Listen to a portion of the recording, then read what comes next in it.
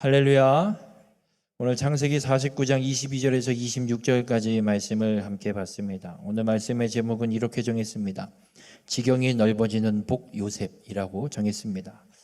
이제 두 사람 남았습니다. 오늘 요셉하고 다음번에 베냐민 하면 이제 창세기 49장에 야곱이 12 아들을 향한 이 축복의 예언의 말씀을 마무리하게 됩니다. 오늘 읽은 이 요셉에 대한 말씀은 지금까지 해왔던 10명의 아들에 대한 예언과는 좀 다른 모습을 갖고 있습니다. 10명에 대해서는 앞으로 일어날 일에 대한 예언의 말씀을, 축복의 말씀을 선언했다면, 오늘 읽은 요셉에 대해서는 미리 예언에 일어날 일들에 대한 예언이라기보다는 요셉이 지금까지 살아왔던 삶의 여정 속에서 역사하신 하나님의 말씀을 통해서 앞으로 요셉이 살아가게 될 삶에 대한 축복을 오늘 본문에 선언하고 있는 걸 보게 됩니다. 그래서 오늘 본문 22절에 이 요셉에 대해서는 이렇게 선언을 합니다. 무성한 가지, 곧 샘 곁에 무성한 가지라 그 가지가 담을 넘었도다 말씀합니다. 담을 넘었다는 얘기는 남의 집, 남의 땅에 침범했다는 얘기입니다. 요셉이 하나님으로부터 받은 복을 살펴보면 요셉은 그냥 그냥 받을 복 이걸로 끝나는 것이 아니라 요셉의 복은 그의 삶의 터전의 지경이 넓어지고 그가 감당하게 되는 사명의 지경이 넓어지게 되는 복을 얻게 되는 걸 오늘 22절의 말씀을 통해서도 보게 됩니다. 바라기는 우리 모든 성도님들의 삶이 오늘 말씀을 통해서 요셉처럼 여러분의 터전의 지경이 넓어지길 주님의 이름으로 축원합니다. 요셉이 감당하고 있는 것처럼 사명의 지경이 넓어지는 복을 누리시길 주님의 이름으로 축원합니다. 이 요셉에 대해 무성한 가지라 표현하고 담을 넘었다 기록합니다. 왜 이렇게 요셉에 대해서는 뭔가 모르게 풍성하고 많고 너무 많아서 그런지 넘쳐나는 듯한 표현을 하고 있을까? 요셉 야곱의 12 아들 중에 첫째 아들은 루벤입니다. 그런데 첫째 아들 루벤은 장자로서 받을 복을 받지 못합니다. 장자로서 받을 복을 누가 받냐면 요셉이 받습니다. 요셉은 11번째 아들입니다. 첫째를 제끼면 둘째나 셋째가 가져가야 되는 게 맞는데 첫째부터 10째까지 다 밀어버리고 11번째인 요셉이 야곱의 12 아들의 장자의 축복을 받습니다. 왜 장자의 축복을 요셉이 받았냐 이야기를 하냐면 이 시대에 장자가 받는 축복은 다른 형제들의 두 몫을 받습니다. 아들이 넷이면 5분의 1로 나눠서 5분의 2를 장자가 갖고 나머지 셋이 5분의 1씩 나눠 갔습니다. 그러니까 두 몫을 장자가 갖는데 이스라엘의 12지파를 살펴보면 요셉 지파는 없습니다. 레위 지파도 없습니다. 그러면 10명의 아들이 12지파를 어떻게 형성을 하나? 못합니다. 근데 요셉의 두 아들 에브라임과 므낫세가 12지파의 2지파를 차지합니다. 다른 형제들은 한 지파씩 형성하게 되는데 요셉만 두 아들을 통해서 2지파를 형성하게 되고 땅도 이 므낫세와 에브라임이 차지하는 땅이 거의 절반에 가까울 정도, 한 40% 정도의 땅을 차지하는 걸 보게 됩니다. 그래서 요셉이 야곱의 아들 중에 장자의 축복을 받았다 이야기합니다. 그래서 요셉의 터전은 생각지도 않게 끊임없이 넓어지는 걸 보게 됩니다. 그리고 요셉의 인생을 살펴보면 요셉의 의지대로 이루어진 건 어디에도 하나도 사건이 일어나지 않습니다. 여쭤보겠습니다. 창세기 이 후반부에 요셉의 인생에 기록되어 있는 말씀 중에 요셉이 계획하고 요셉이 행해서 이루어낸 일이 있을까요? 없을까요? 보신 적 있으세요? 전 본 적이 없어요. 요셉이 이렇게 계획해서 이렇게 했다. 성경에서는 좀 그런 내용의 말씀을 읽어본 적이 없는 것 같아요. 창세기 요셉의 일생을 보면. 요셉의 삶은 그렇습니다. 자신의 의지와는 전혀 상관없이 살아가게 됩니다. 형제들과 함께 살지 못하고 아버지의 사랑을 독차지했던 요셉인데 아버지의 사랑을 더 이상 받지 못하고 머나먼 이국 땅으로 떠나게 되는. 한번 여쭤볼게요. 미국이나 유럽 쪽에 유학 가서 공부하는 게 좋아요, 안 좋아요? 왜 대답들이 없으세요? 미국이나 유럽 쪽에 가서 유학 가갖고 대학과 대학원 공부하고 뭐 해서 차라리 그냥 거기에서 그냥 눌러 앉아서 사는 게 좋아요, 안 좋아요? 별로 감흥이 없으세요? 전 제 새끼들이 갈 수 있으면 갔으면 좋겠어요. 이 나라에 희망이 안 보여서 갔으면 좋겠어요. 근데 요셉은 아버지와 함께 하나님이 약속한 땅에 살지 못하고 생각지도 않은 나라로 강제 이주당해서 그 땅에서 잘 먹고 잘 사는 게 아니라 노예로 삽니다. 어디에도 요셉이 자신의 뜻대로 행한 일이 하나도 없습니다. 요셉이 결국에는 애굽의 총리가 되는데 한번 여쭤보겠습니다. 요셉이 애굽의 총리가 되겠다고 꿈을 품은 적이 있습니까? 없습니다. 요셉은 자신의 계획을 한 번도 한 적이 없습니다. 나중에 애굽의 총리가 돼서 요셉이 형들과 함께 이런 이야기를 합니다. 창세기 45장 7절에 보면 하나님이 큰 구원으로 당신들의 생명을 보존하고 당신들의 후손을 세상에 두시려고 나를 당신들보다 먼저 보내셨다 고백합니다.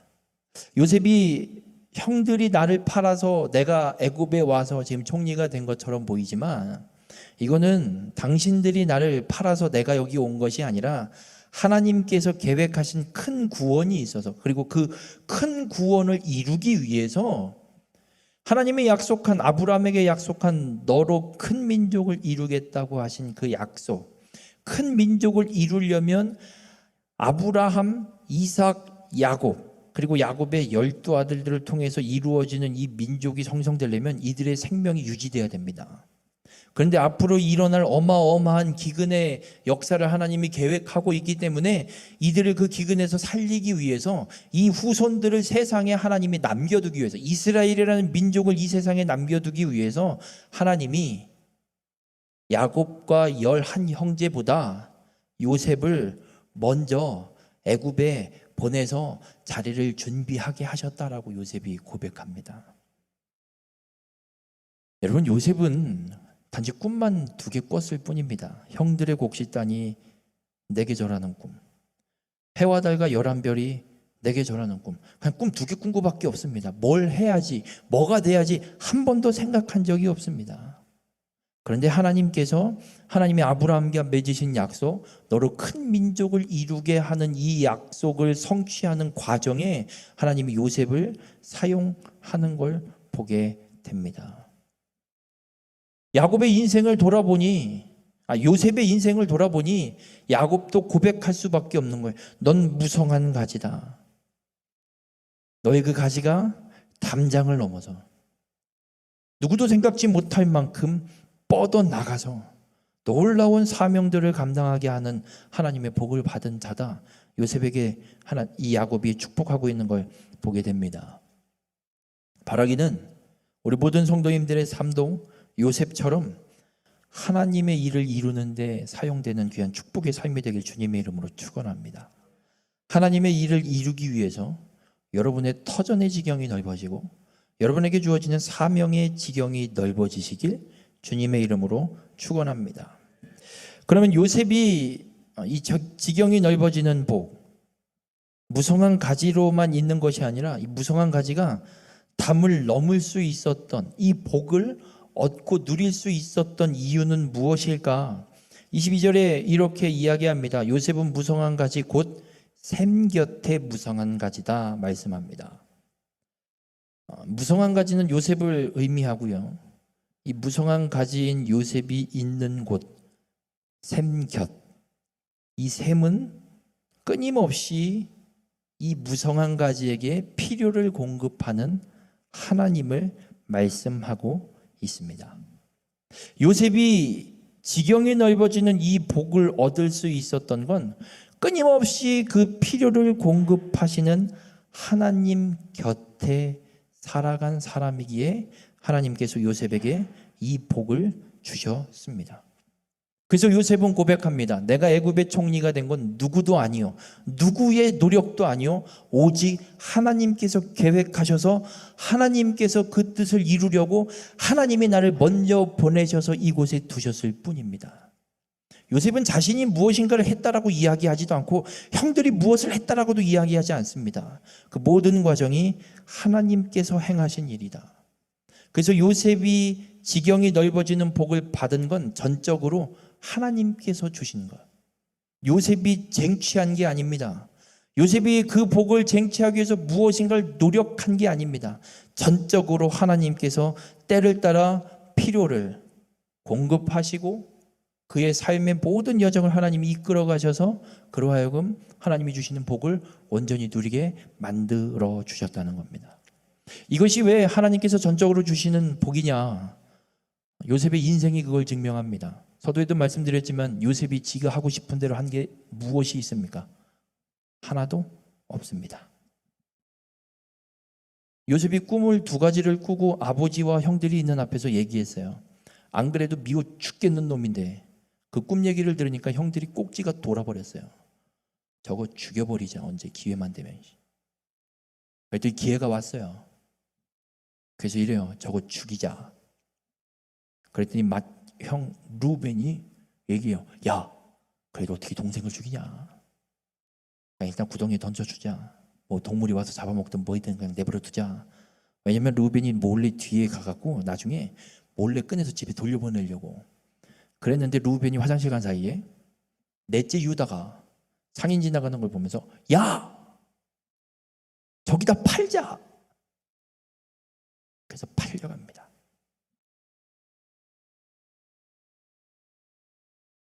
팔려갔는데 공교롭게 이 상인들이 애굽으로 내려가서 노예 시장에 쭉 늘어놓습니다. 여러분, 이 시대에는 노예를 사고 파는 게 그냥 통상적인 일이었습니다. 그럼 노예 시장에 노예가 요셉 하나만 있을까요? 수많은 사람의 노예들이 있을까요? 수많은 사람들이 있습니다. 보디발이라는 애굽의 친위대장이 노예가 필요해서 한 놈 사러 왔습니다. 그 수많은 사람들 중에 하필이면 요셉을 딱 보더니 오호, 똘똘하게 생겼는데 야, 사자. 얘 사서 데리고 갑니다. 왜? 형들은 요셉을 죽이고 싶은 미움이 생겼고, 근데 거기에서 유다는 지나가는 상인을 보고 냅다 팔아먹자고 얘기했었고, 그리고 해필이면 그 팔아먹은 상인은 애굽으로 내려갔고, 애굽으로 내려가서 노예 시장에 내놨는데 하필이면 왜 보디발, 애굽의 왕 바로의 친위대장 보디발이 그 요셉을 사갔을까요? 우연일까요? 성경엔 그 어디에도 우연이 없습니다. 하나님의 필연입니다. 하나님께서 계획하신 대로 그 인생을 펼쳐가신다는 얘기입니다. 요셉은 이 지경이 넓어지는 복을 자신의 힘으로 얻은 게 아니라 전적으로 하나님이 주신 겁니다. 그래서 보디발의 집에 팔려가서 노예로 일을 시작을 하는데 얼마나 열심히 했는지 창세기 39장 2절과 3절에 이렇게 말씀합니다. 여호와께서 요셉과 함께 하심으로. 어디에도 여호와께서 요셉과 함께 하셔서 뭔 일이 일어났는지에 대한 얘기는 없습니다. 그냥 여호와께서 요셉과 함께 하심으로 그가 형통한 자가 되었다, 끝입니다. 요셉이 뭐 어떻게 했는지, 뭐 했는지, 뭘 어떻게 했길래 그 집이 잘 부흥됐는지, 뭐 했는지 이런 자세한 얘기는 없습니다. 그냥 여호와께서 요셉과 함께 하심으로 그가 형통한 자가 되어. 그때 보디발이 그걸 보고 애굽 사람의 집에 있으니 그의 주인이 여호와께서 그와 함께 하심을 보며 여쭤보겠습니다. 보디발이 하나님을 알까요? 보디발 눈에 하나님이 보일까요? 안 보여요. 예수님을 믿는다는 여러분의 눈에 하나님이 보이십니까? 근데 믿지도 않는 보디발이 하나님이 보일까요? 근데 왜 보디발은 여호와께서 그와 함께 하심을 보고 있다 성경은 이야기할까요? 하나님을 모르는 사람이 봐도 요셉은 제가 섬기는 그 신이 뭔지 모르겠지만 그 신이 쟤랑 함께 하는 건 분명한 것 같아. 하나님을 모르는 보디발도 부인할 수가 없는 거예요. 요셉에겐 제가 뭐 섬기는 신 분명히 함께하고 있는데 얜 진짜 백이야 진짜 라고 얘기할 수밖에 없을 정도로 하나님께서 요셉의 인생을 형통하게 하셨다는 거예요. 그럼 여쭤보겠습니다.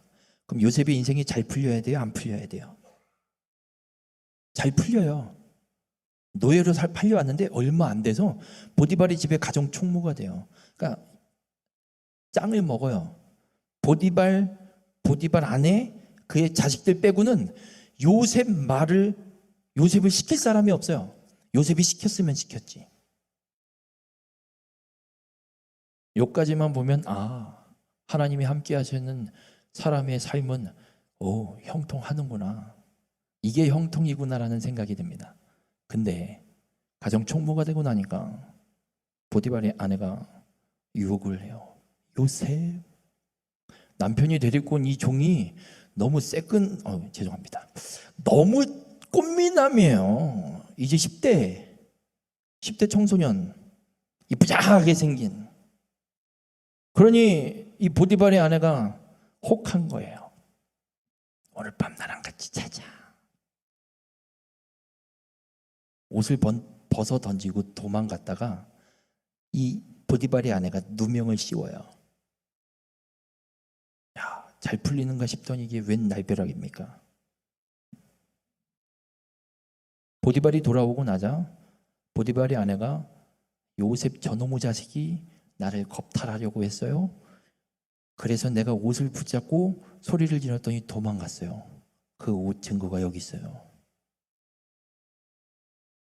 여러분 이 시대에 강간 및 강간 미수는 처벌이 어떤 줄 아십니까? 우리나라는 끽해봐야 징역이죠. 이 시대는 사형입니다. 우리나라 법도 바꿔야 될 것 같아요. 강간 및 강간 미수는 사형으로 바꿔버려야 될 거예요. 형벌을. 그럼 요셉은요. 보디발이 죽여도 누가 뭐라고 할 사람 없습니다. 근데 보디발은 안 죽여요. 왜 안 죽였을까? 성경에 기록되어 있진 않아요. 근데 생각해보면 이래요. 보디발의 아내가 전적이 있는 것 같아요. 왜냐하면 보디발은 요셉을 전적으로 신뢰한 사람이에요. 여호와께서 제가 섬기는 신이 저와 함께하고 있는 게 분명해 라고 이야기할 정도로 보디발은 요셉을 인정하고 신뢰한 사람이에요. 오히려 자기 마누라를 못 믿는 것 같아요. 이 옆편 얘가 또 내가 출장 갔다 온 사이에 쟤를 또 건들려고 한 것 같은데 라는 생각이 들었는지 죽이지 않고 감옥에 가둡니다. 근데 그 감옥이 어디냐?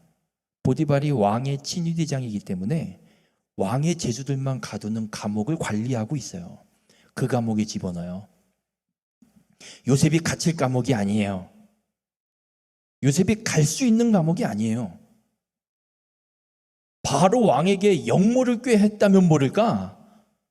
요따위 강간 미수로 들어갈 감옥이 아니에요. 그런데 들어가요. 결국은 이 감옥에서 술 맡은 관원장과 떡 맡은 관원장을 만나고 그들의 꿈을 해몽해주고 술 맡은 관원장을 통해서 애굽의 왕 바로를 만나는 통로로 이 감옥이 쓰여지는 걸 보게 됩니다. 여러분 요셉의 인생이 지가 뭐 한 게 있어요? 자기가 뭐 결단하고 자기가 결정하고 자기가 진로를 선택해서 무엇인가를 해보겠다고 한 적이 있어요? 아니요, 하나도 없어요.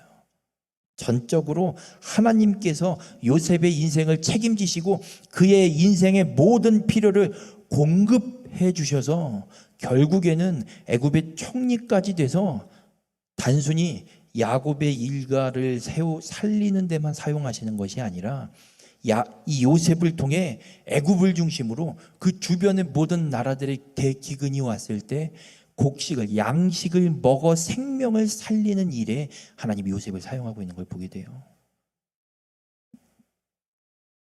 여러분, 하나님의 필요를 공급받을 때 우리는 담을 넘는 요셉과 같은 무성한 가지의 복을, 지경이 넓어지는 복을 얻게 됩니다. 바라기는 우리 모든 성도님들의 삶이 요셉과 같은 인생이 되시길 주님의 이름으로 축원합니다. 정말 그렇게 되시길 원하십니까? 누명 쓰고 감옥 가셔야 되고요. 억울하게 형제들에게 팔려서 노예 생활 해야 됩니다. 이게 요셉의 복을 받는 길이에요. 내 인생에 원하는 대로 풀리지 않습니다.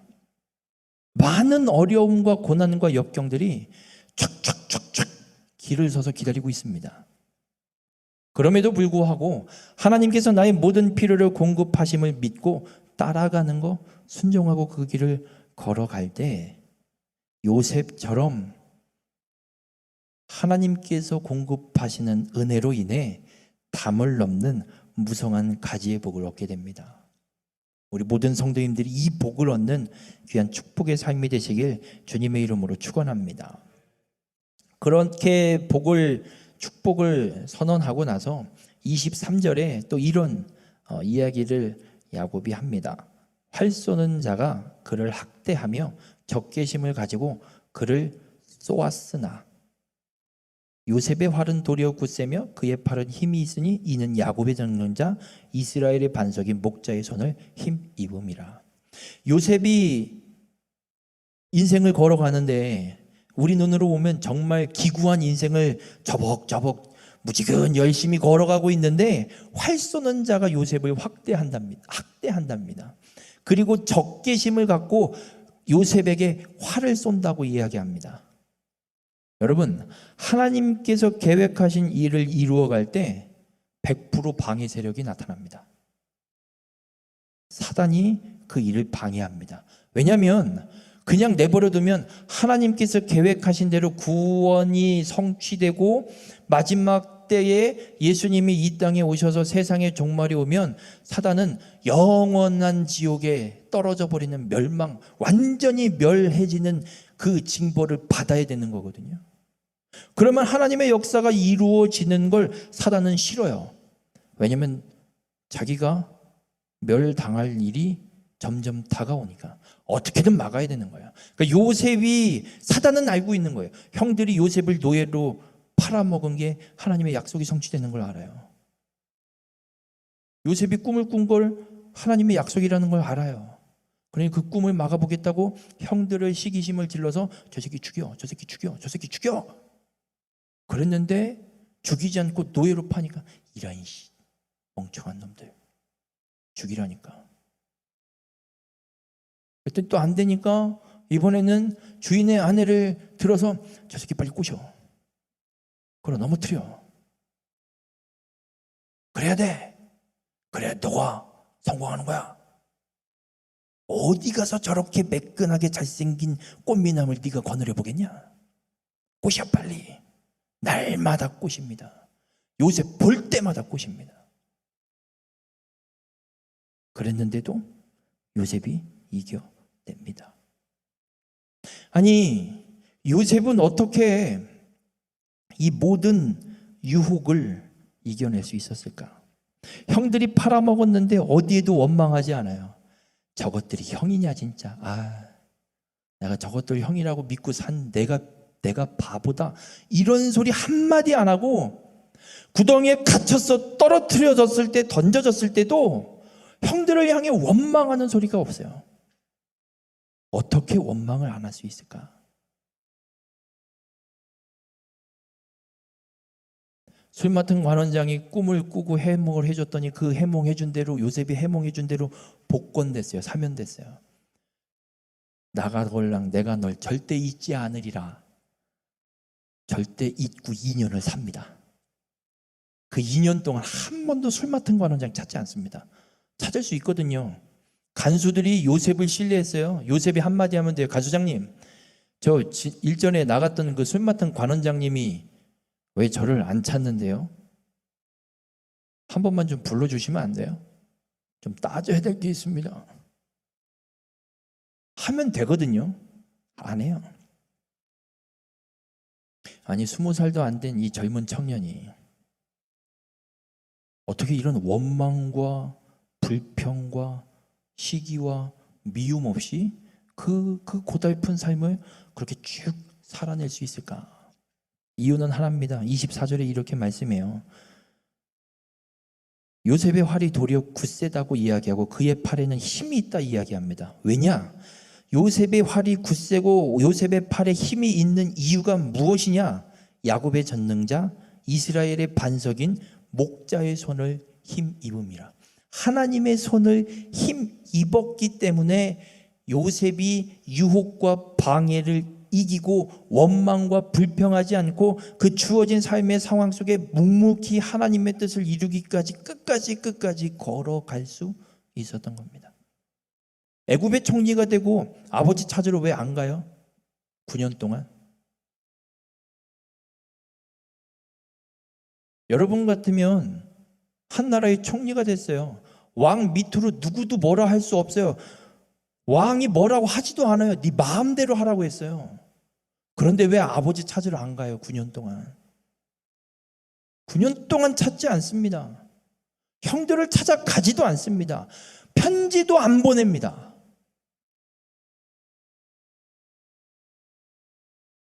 이유는 하나예요. 요셉은 하나님의 뜻을 알고 있었습니다. 시편 105편 17절에 보면 이 요셉에 대해서 이런 기록을 합니다. 그가 한 사람을 앞서 보내셨으며 요셉이 종으로 팔렸도다. 하나님이 앞서 한 사람을 보낸 사람이 요셉이라는 걸 시편 기자도 기록을 하고 있는데 이 뜻을 요셉이 알고 있는 거예요. 어떻게 아느냐? 창세기 45장 5절에 형들을 만나서 형들한테 이야기해요. 형님들 날 팔았다고 근심하지 마셔. 당신들 그거 갖고 한단도 하지 마세요. 당신들 잘못 아니에요. 하나님께서 생명을 구원하시려고 나를 당신들보다 먼저 보내신 거예요. 요셉은 이걸 알고 있는 거예요. 그러니 묵묵히 걸어가는 거예요. 애굽의 총리가 됐어도 아버지 찾지 않는 이유가 여기 있어요. 애굽의 총리가 되자마자 7년 대풍년 때에 만약 야곱을 찾아서 사신을 보내서 다 데리고 온다 그러면 야곱이 왔을까요? 안 와요. 안 와요. 못 와요. 하나님이 약속하신 땅 아브라함, 이삭 할아버지, 아버지한테 약속한 땅은 이 땅인데 내가 어딜 가냐? 요셉 네가 와. 우리가 있을 땅은 여기야. 절대 안 가요. 하나님이 약속하신 이 뜻 이룰 걸 믿고 요셉은 버티는 거예요. 보디발의 아내가 유혹을 하죠. 나랑 자자. 주인님도 안 계신데 주인마님 눈에 들면 탄탄대로죠. 이제 누가 뭐라고 해요. 주인님도 인정했고 주인마님까지도 인정하는 사랑을 받는 요셉. 종들의 생각, 이 노예, 그 보디발 집안에 있는 모든 노예들의 선망의 대상. 우리는 언제쯤 요셉과 같은 종이 될 수 있을까? 그런데 요셉은 얘기해요. 내가 어찌 이 큰 악을 행하여 하나님께 죄를 지으리까? 하나님께서 약속하신 일이 있는데 그 일을 이루기 위해서 나를 이 땅에 먼저 보내신 건데 그 하나님의 약속을 이루어야지 내가 어떻게 하나님 앞에 당신과 동체 만물을 하나님 앞에 이 악을 행해서 죄를 짓습니까? 절대 못합니다. 그리고 뿌리치는 거예요. 여러분, 요셉은 자신의 공로로 이 복을 얻은 자가 아닙니다. 전적으로 하나님의 은혜로. 모르긴 몰라도 요셉의 인생 속에 요셉은 하나님의 말씀을 듣고 살은 사람이에요. 요셉에게는 성경책이 없습니다. 창세기 모세가 썼습니다. 그렇다면 요셉에겐 그 어떤 성경도 없습니다. 요셉에게 주어진 말씀이 있다면 아담과 하와로부터 시작된 창세기 3장 15절 여자의 후손으로 사단의 권세를 멸하겠다. 약속과 아브라함에게 주신 세 가지 약속, 내게 땅을 주고 너로 큰 민족을 이루게 하고 너로 말미암아 땅의 모든 족속이 복을 얻게 하리라. 이게 다예요. 이걸 갖고 요셉은 살아가는 과정 속에 아브라함과 이삭과 야곱에게 하나님이 찾아와 말씀하시는 것처럼 요셉도 찾아와 주시는 하나님의 말씀을 들었을 것이고 그 말씀을 갖고 어떤 유혹이 있어도 어떤 어려움이 있어도 하나님을 먼저 의식하는, 어제도 내게 말씀하신 그 하나님이 날 지켜보고 있는데 내가 어떻게 당신과 잠을 자서 하나님 앞에 악을 행하고 죄를 짓습니까? 절대 못합니다. 그렇게 이겨내는. 그리고 25절부터 26절의 말씀에도 그렇게 요셉이 얻게 된 복에 대한 말씀을 쭉 반복해서 설명을 선언을 하고 있습니다. 여러분, 요셉처럼 지경이 넓어지는 복을 얻으려면 두 가지를 기억해야 됩니다. 먼저는 사명을 절대 잊지 마십시오.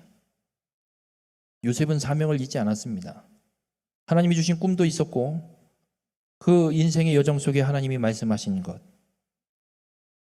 이 땅에 야곱의 족속을 큰 민족을 이루기 위해 생명을 유지해야 되는, 생명을 살려야 되는, 그래서 하나님이 계획하신 일에 따라 자신이 이 땅에 이주되고 팔려오고 이런 여정들을 거쳐가고 있다는 걸 요셉은 분명히 기억하고 있습니다.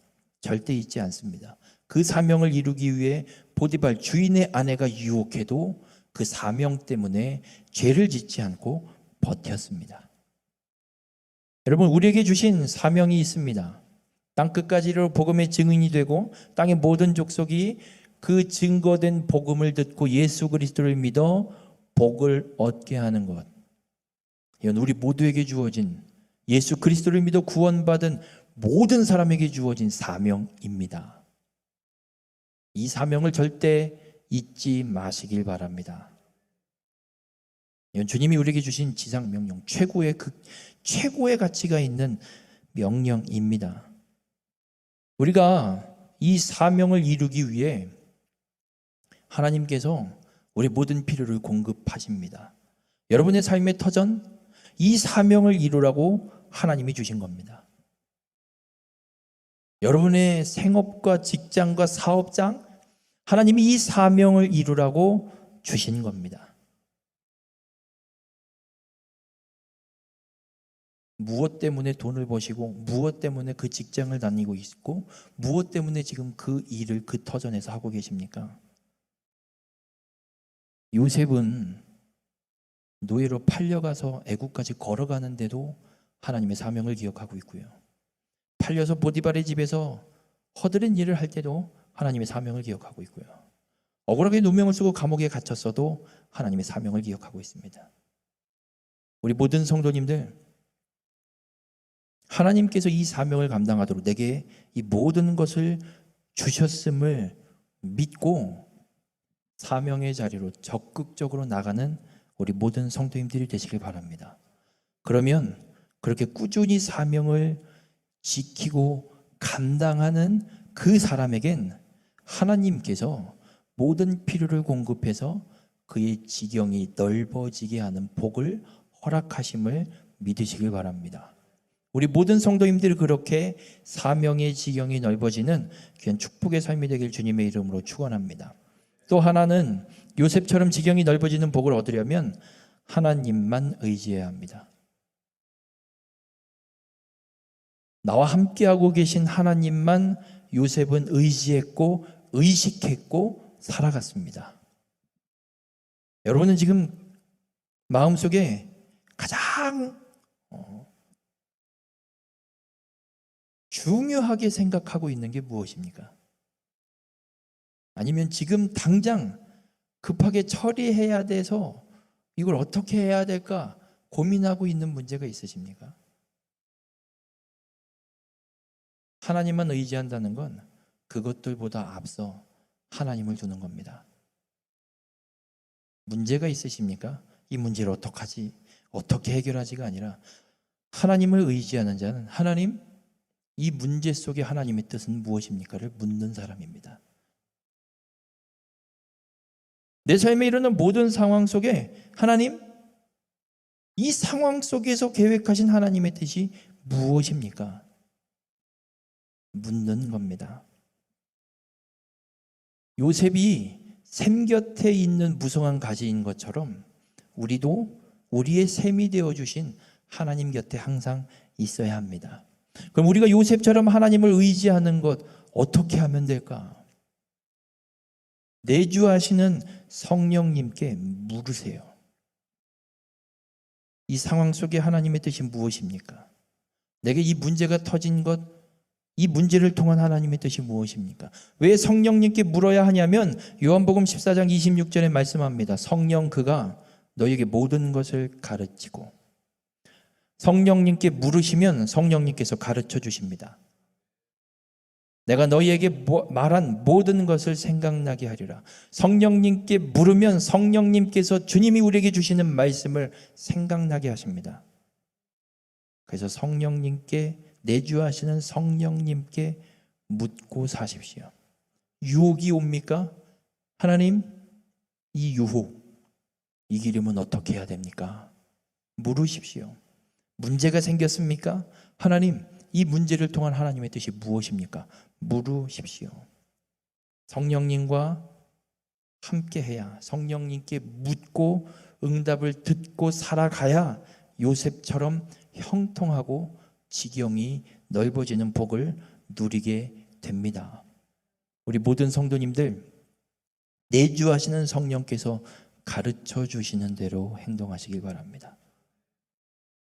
이런 말이 있죠. 말하기 전에 3번 생각하고 말하라고. 세상 사람들이 이야기하는 건 말실수 하지 말라고 하는 얘기고요. 신앙인들에게 적용한다면 말하기 전에 3번 생각하라는 얘기는 말하기 전에 성령님께 3번 물으라는 얘기예요. 하나님의 뜻이 무엇인가? 이렇게 말하는 게 맞나 안 맞나? 이렇게 처리하는 게 맞나 안 맞나? 하나님께 물으라는 얘기예요. 묻고 그럼 내주하시는 성령께서 가르쳐 주시는 대로 순종하는 삶, 그 삶이 하나님을 의지하는 삶이고 요셉처럼 샘 곁에 살아가는 삶임을 우리에게 말씀해 주고 있습니다. 바라기는 우리 모든 성도님들의 삶이 성령의 인도하심에 순종함으로 지경이 넓어지는 축복을 누리는 우리 모든 성도님들이 되시길 바랍니다. 오늘 요셉은 그렇게 놀라운 터전의 지경이 넓어지고 사명의 지경이 넓어지는 축복을 누렸습니다. 우리 모든 성도님들의 삶이 내주하시는 성령의 인도하심을 따라 하나님만 의지함으로 여러분의 터전의 지경이 넓어지는 축복을 누리시길 주님의 이름으로 축원합니다. 여러분의 사명의 지경이 단순히 이 지역만이 아니라 지역을 뛰어넘어 하나님의 거룩하신 이 사명을 감당하는 사명의 지경이 넓어지는 축복 또한 누릴 수 있는 우리 모든 성도님들이 되시길 주님의 이름으로 축원합니다.